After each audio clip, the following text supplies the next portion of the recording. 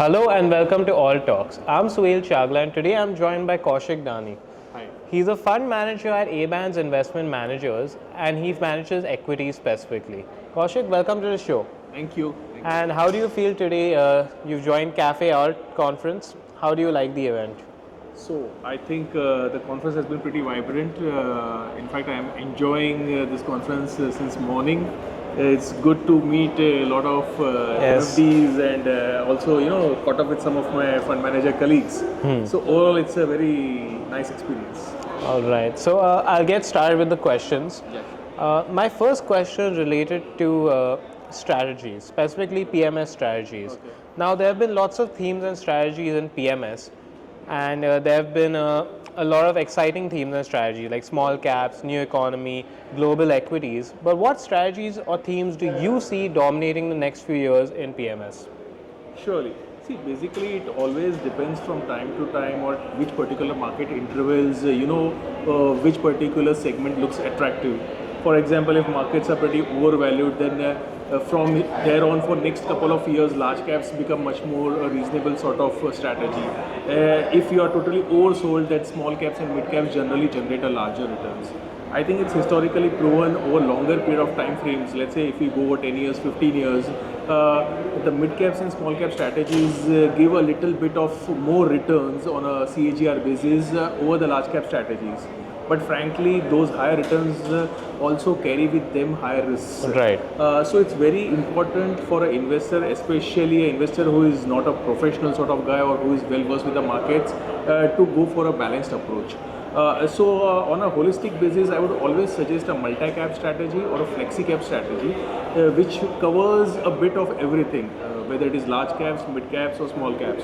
So large caps give you the stability, whereas mid and small caps help you in generating the desired alpha, so that overall you try to beat the markets. Okay. So for me, it will be a flexi-cap or a multi-cap. All right, flexi cap and multi cap. Yes. All right, and my next question is related to HNIs. Now, as we know, ever since globalization in India in the 90s, the number of HNIs in India has increased quite a lot. And especially with the startup culture of India, this number of HNIs and ultra HNIs just keeps on increasing. So I wanted to ask you, in terms of explaining the concept of PMS to HNI and ultra HNI clients, what are some challenges you face with explaining the risks involved, with explaining all the minuscule details of it? Surely. See, I think one of the biggest differentiators, and also let me put it this way, who all comes to PMS, now because we have got so many HNIs, ultra HNIs, in fact family offices, mini corporates, all of them, the biggest reason for they coming to PMS is, okay, most of these guys, whether it's ultra HNI or HNI, they have got the money. Right. But what do they not have? They do not have the time to manage the portfolios, or they do not have the expertise to portfolio. So I think an ideal investor or a guy who comes to PMS is one who has got definitely the funds, but who does not have the time or the expertise to deploy that and to manage the portfolio well and in an efficient manner.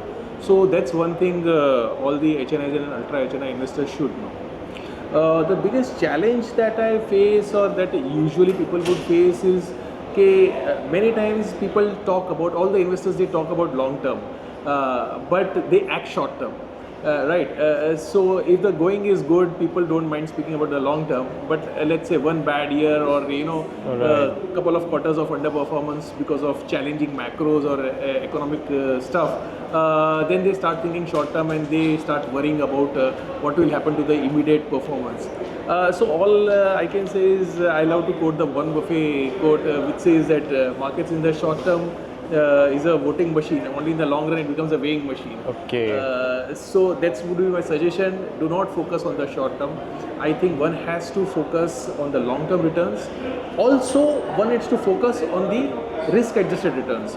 So superior risk adjusted returns is what HNI, ultra HNI investors should be focusing on. Okay, all right. Then thank you for those insightful answers. And we'll be moving on to another segment, which we call the rapid fire segment. Right. Now, since you mentioned Warren Buffett, I'm curious to know what inspires you. So I'd like to ask you, can you name either one book, a podcast, a person even, Okay. something that inspires you? What do you think inspires you?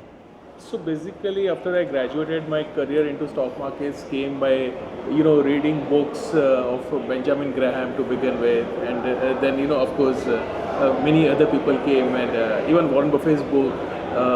But One Upon Wall Street is one of the books which I really like, and that inspired me to go further into the profession.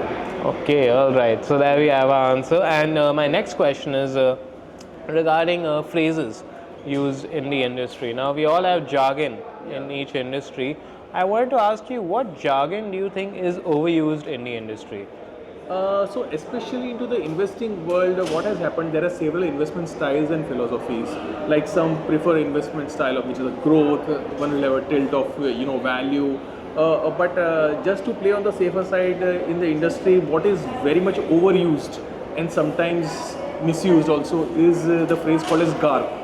GARP is nothing but growth at reasonable prices. So this I feel okay, everyone wants to buy growth at a reasonable price, which is a very valid rationale, and actually one needs to follow that. But many times it is being followed without thinking too much in terms of the philosophy. So GARP is one word which I believe is a very good thing, but it's overused. Okay, all right. There you have it. Yeah. Overused phrase. And now I'd like to ask my final question of the rapid fire round. Could you name an unexpected place where you've learned an important investing lesson? I think it's an unexpected place, but believe me, it's a place where everyone should go, and it's nothing but a vegetable market. Okay. Because that's where you have got some of the best entrepreneurs and businessmen, and there you have a challenge with each other trying to, get the differentiation between price and value of a particular product. In investing also, one needs to differentiate between what is price and what is value of a stock. So that's one place where actually we tend to understand in detail as to price is not equal to value and value is not equal to Right. price. Okay. An unexpected place. The audience should go to a vegetable market. All right. So that's it for our questions today. Thank you, Kaushik, for joining us at All Talks. My pleasure. And be sure to join us again next time for many more insights from industry veterans. We'll see you next time. Goodbye.